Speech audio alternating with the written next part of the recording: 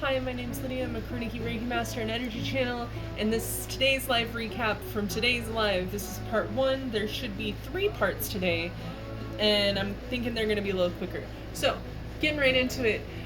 We have healed wounds of the past, but we are still dealing with the internal cycles that make us doubt, fear, make us experience doubt, fear, shame, worry, etc. So, the intention of today's reading was to transmute that.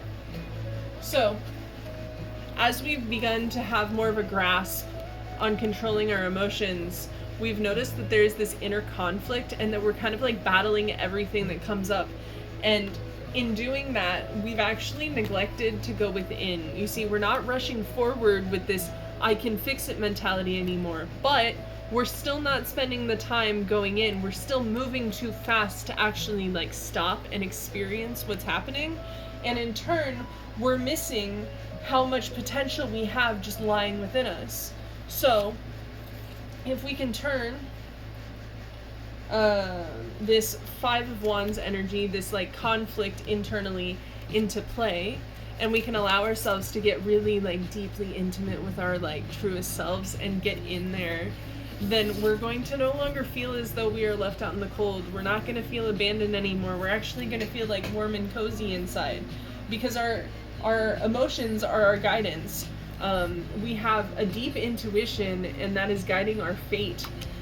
So allow yourself to step into your emotions, because your emotions are actually what's going to guide you on this new journey.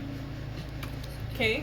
And you have, with your learning of your emotions, you've learned how to build this bridge that crosses the tumultuous nature of your inner world. Hearts are the cups, right? Cups are water. How have you learned to cross water? By meeting your emotions. How have your emotions taught you? And also, in this card, she's taking the time to hold herself. She's learned how to be deeply, deeply comfortable with herself, and you are being led into that same energy. The transmutation of shadow is needed when seeking the light that guides you.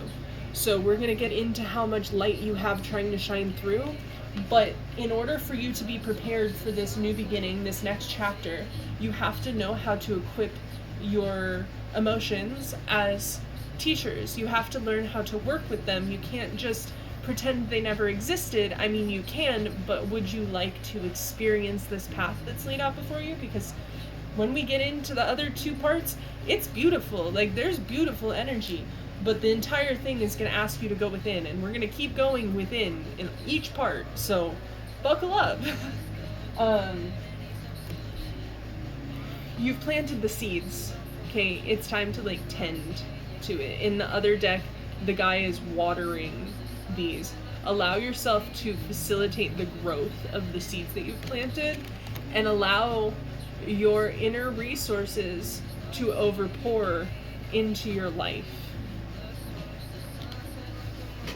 Go within and receive the opportunities that your life is providing to you. We're about to go to part 2.